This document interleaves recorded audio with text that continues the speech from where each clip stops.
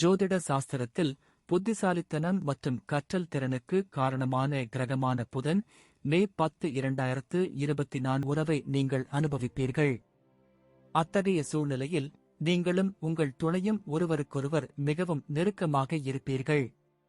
மேஷ ராசியில் புதன் பெயர்ச்சி உங்கள் ஆரோக்கியத்திற்கு நல்லது என்று கூறப்படுகிறது. ஏனெனில் இந்த காலகட்டத்தில் நீங்கள் சுறுசுறுப்பாகவும் உற்சாகமாகவும் இருப்பீர்கள்.